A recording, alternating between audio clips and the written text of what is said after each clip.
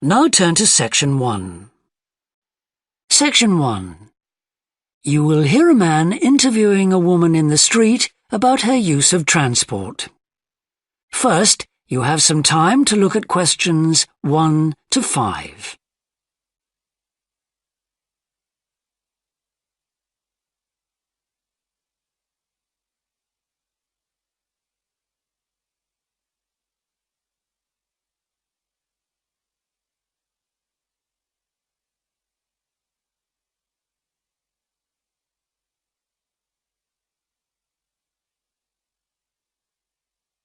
You will see that there is an example that has been done for you.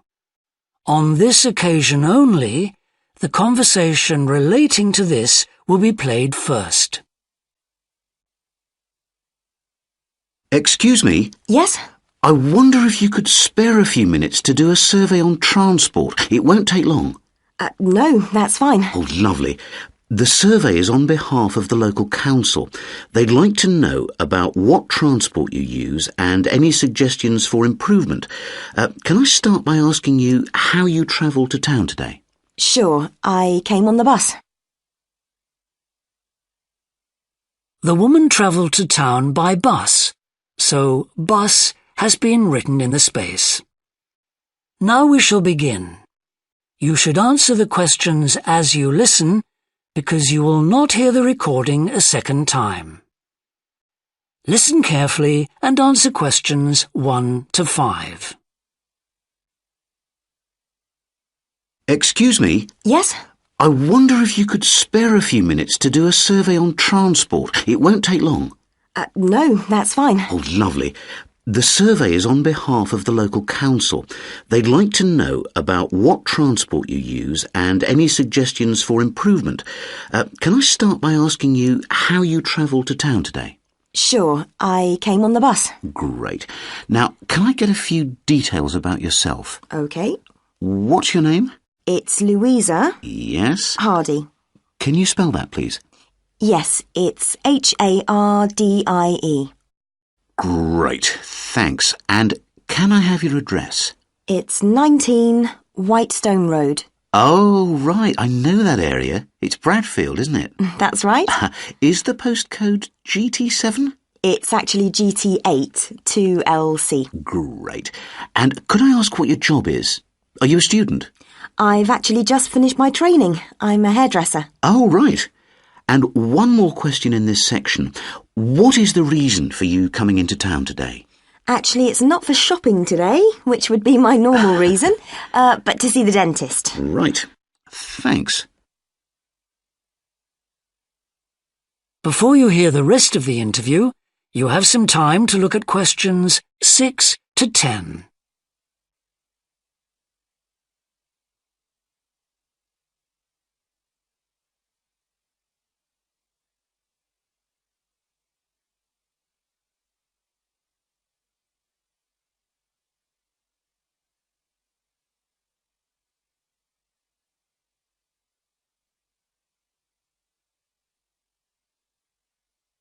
Now listen and answer questions 6 to 10. Now, in this last section, I'd like you to give us some ideas about the facilities and arrangements in the city for getting to and from work. Any suggestions you have for improvements? Well, something I've thought about for some time is that when I do walk and I'm doing a later shift, I think the lighting should be better. Yes, good point. And of course, I think it's a real shame they've been cutting down on the number of footpaths. They should have more of those. Then people would walk more. Yes, right. And I don't think there are enough trains. That's why I don't use them. You have to wait so long. Thanks. And finally, I'd like to ask your opinion on cycling. As you may know, there's a drive in the city to get more people to cycle to work. Right. But we realise that there are things which the council, but also employers, might do to help encourage workers to cycle to work. Yeah. Well, I have thought about it, and where I work there are no safe places to leave your bikes. OK. And also, I'd have to cycle uphill, and on a hot day I'd arrive at work pretty sweaty, so I think I'd need a shower somewhere at work. Right. And I suppose the last thing is that I wouldn't be all that confident about cycling on such busy roads. I think I'd like to see you offering training for that. You know, I'd feel a lot better about starting if that was the case. Well, that's very helpful. Thank you very much for your time. No problem. Bye. That is the end of section 1. You now have half a minute to check your answers.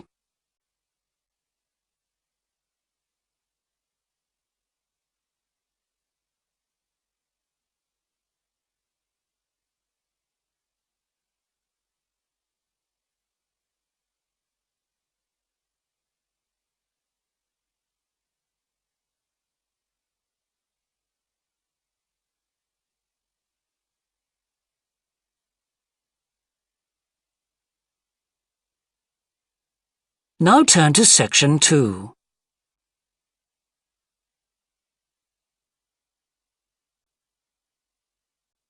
Section 2. You will hear a representative of a city council giving information about 2 new facilities which are opening soon in the city. First, you have some time to look at questions 11 to 14.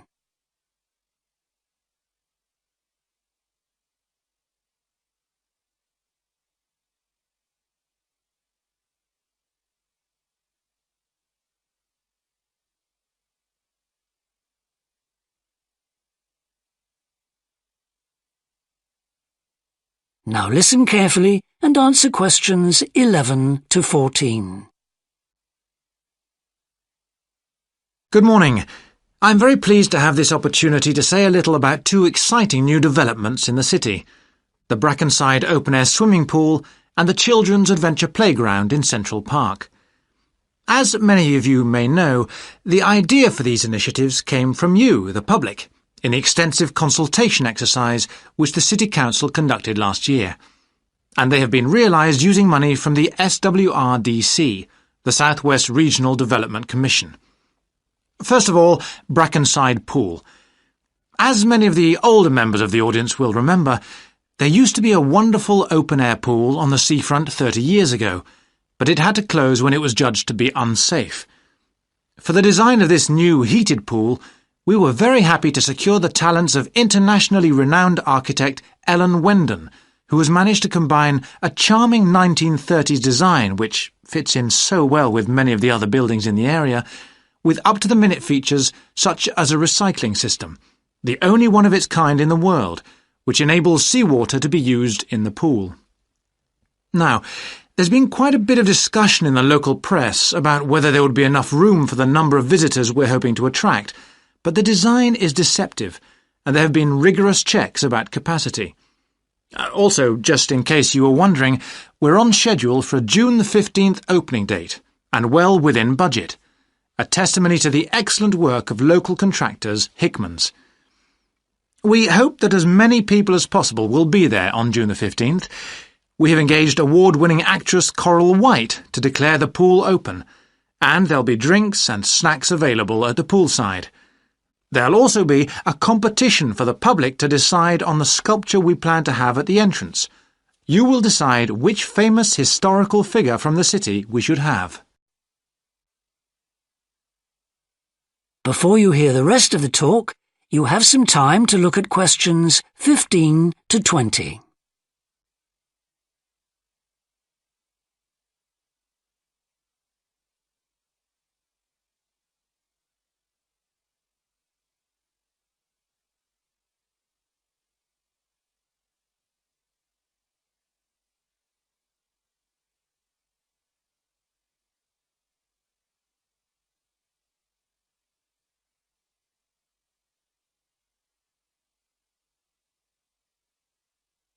Now listen and answer questions 15 to 20. And now, moving on to the Central Park Playground, which we're pleased to announce has just won the Douglas Award for Safety. The news came through only last week. The unique design is based on the concept of the global village, with the playground being divided into 6 areas showing different parts of the world, each with a representative feature. For example, there is a section on Asia, and this is represented by rides and equipment in the shape of snakes, orangutans, tigers and so on, fauna native to the forests of the region. Moving south to the Antarctic, we couldn't run to an ice rink, I'm afraid, but opted instead for climbing blocks in the shape of mountains. I thought they could have had slides for the glaciers, but the designers did want to avoid being too literal. Then on to South America, and here the theme is El Dorado, games replicating the search for mines full of precious stones. And then, moving up to North America, here there was considerable debate. I know the contribution of cinema and jazz was considered, but the designers finally opted for rockets and the International Space Station. Eastwards to Europe then, and perhaps the most traditional choice of all the areas, medieval castles and other fortifications. Then last but not least, moving south to Africa, and a whole set of wonderful mosaics and trails to represent the great rivers of this fascinating and varied continent. Now, the opening date for our global playground is the 10th of July, and again, we'd love to see you there. So, make a date and come and see this magnificent, original new amenity right in the heart of the city. That is the end of section 2. You now have half a minute to check your answers.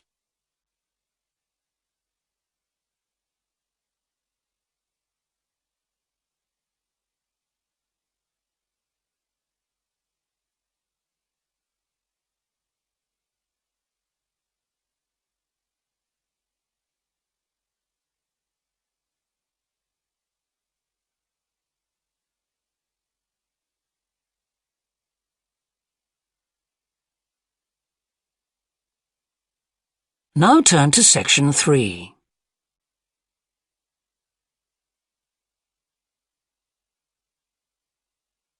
Section 3.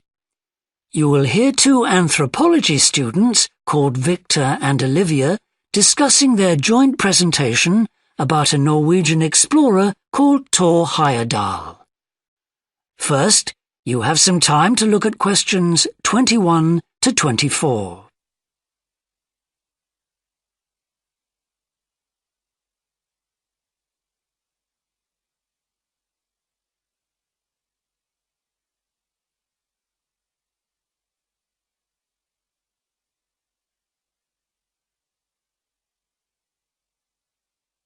Now listen carefully and answer questions 21 to 24.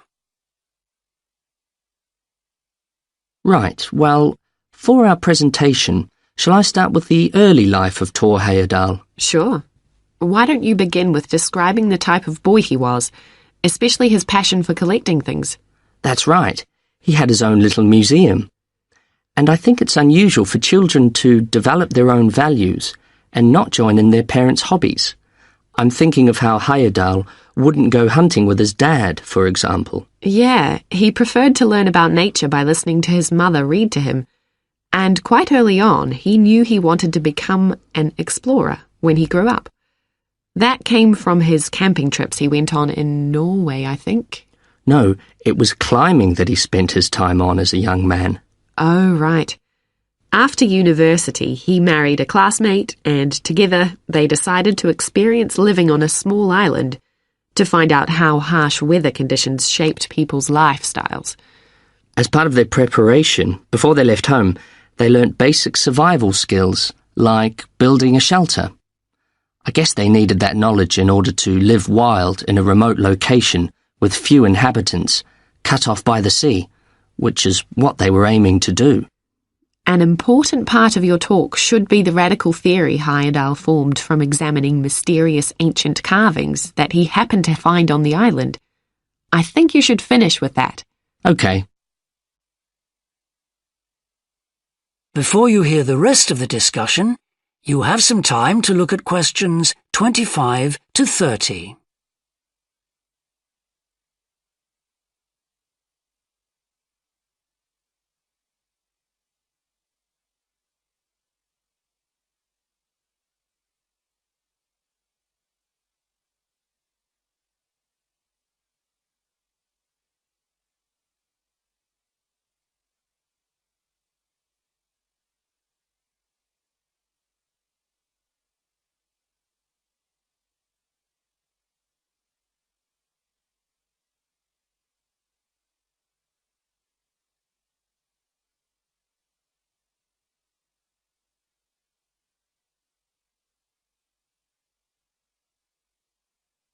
Now listen and answer questions 25 to 30.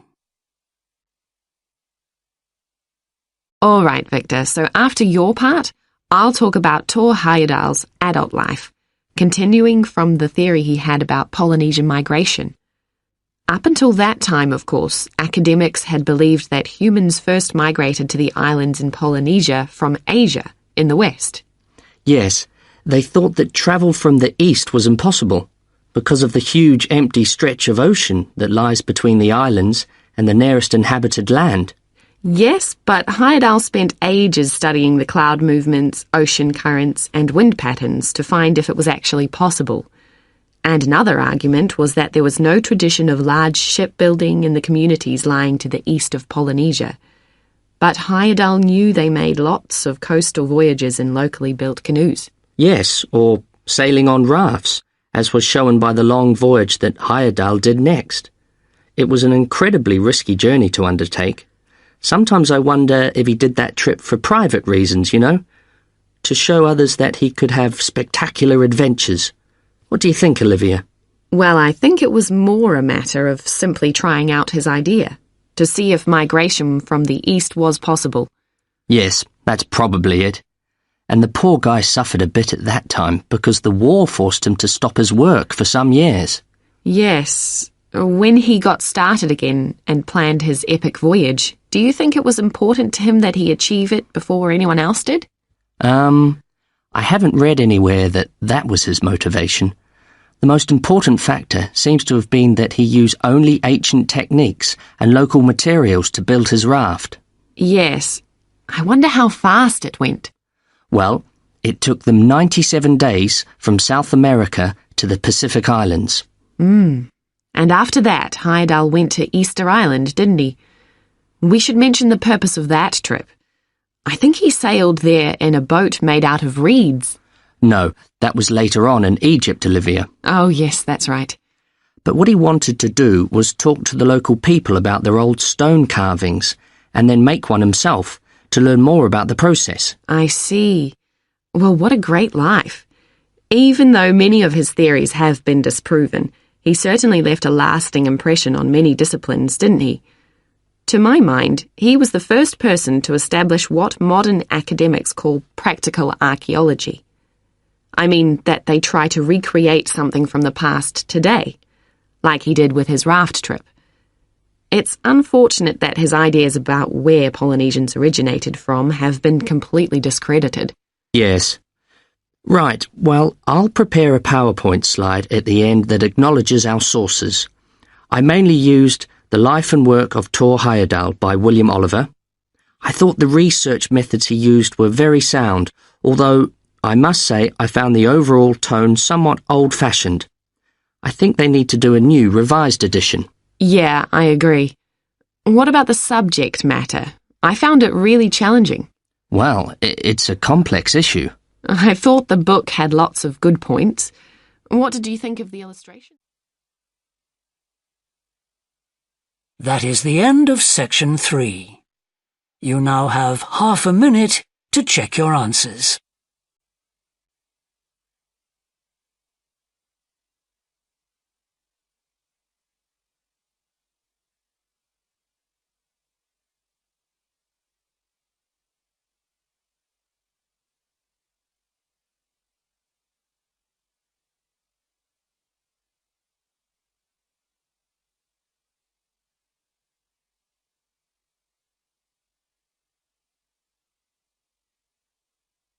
Now turn to section 4.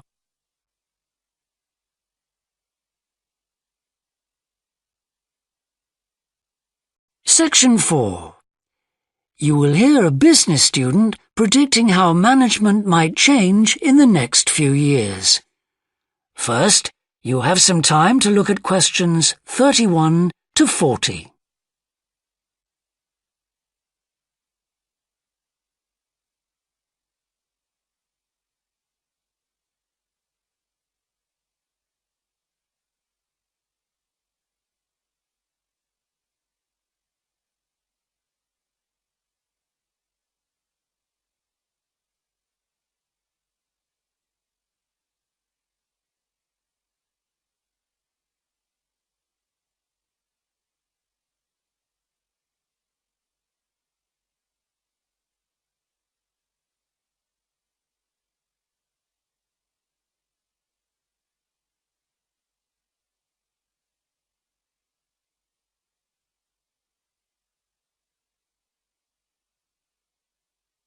Now listen carefully and answer questions 31 to 40.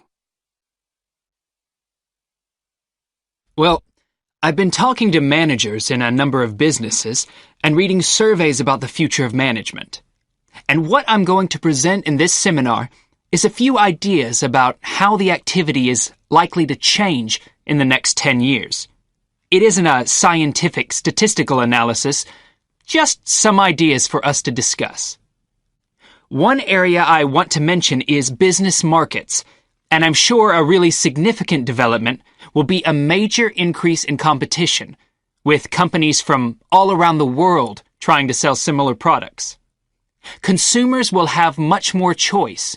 For instance, food products sold in Australia might be manufactured in the USA, China, Finland, and dozens of other countries. At the same time, mergers and takeovers mean that governments are actually losing power to major global corporations. We can probably all think of companies that exert a great deal of influence, which may be good for consumers. A third point I want to make about markets is that in the rapidly expanding economies, such as India, China, Brazil, and Russia, demand is growing very fast. This is putting pressure on resources all over the world. I think businesses are becoming more open to external influences. In particular, companies are consulting customers more and more before making their business decisions.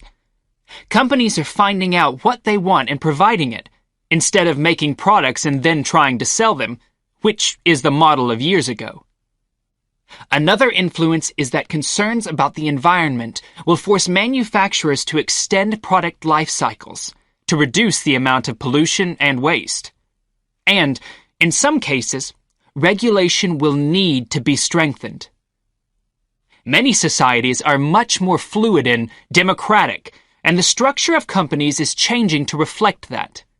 I think we're going to see a greater emphasis within companies on teams created with a specific project in mind.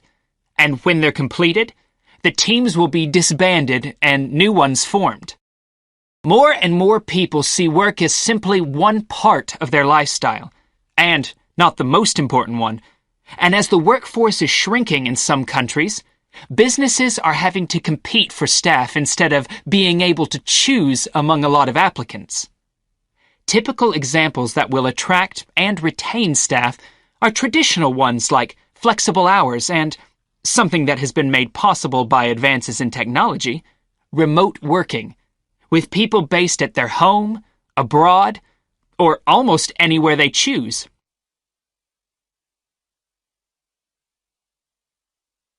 Management styles will almost certainly continue to change. Senior managers will require a lot more than the efficiency that they've always needed. Above all, they'll need great skills in leadership so that their organization can initiate and respond to change in a fast-moving world where they face lots of competing requirements and potential conflicts. In most of the world, the senior managers of large businesses are mainly men in their 50s and 60s. The predominant style of management will almost certainly become more consultative and collaborative, caused, above all, by more women moving into senior management positions. Many of the changes are influenced by developments in the wider economy. The traditional emphasis of business was manufacturing, and of course the service sector is very important. But we shouldn't overlook the growing financial contribution of IP, that is, intellectual property. Some books and films generate enormous sums from the sale of related DVDs, music, games, clothes, and so on. Another point I'd like to make is that although I've been talking about companies, one trend that they have to face is the move away from people working for the same employer for years. Instead, more and more people are becoming self-employed to gain the freedom and control over their lives that they're unlikely to get from being employed. Okay, well, that's all I want to say, so let's open it up for discussion. That is the end of section 4. You now have half a minute to check your answers.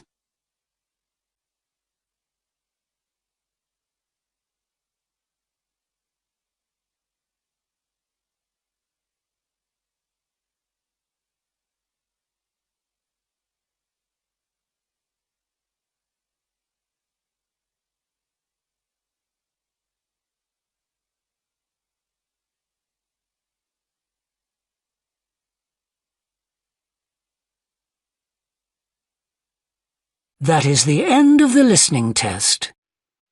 In the IELTS test, you would now have 10 minutes to transfer your answers to the answer sheet.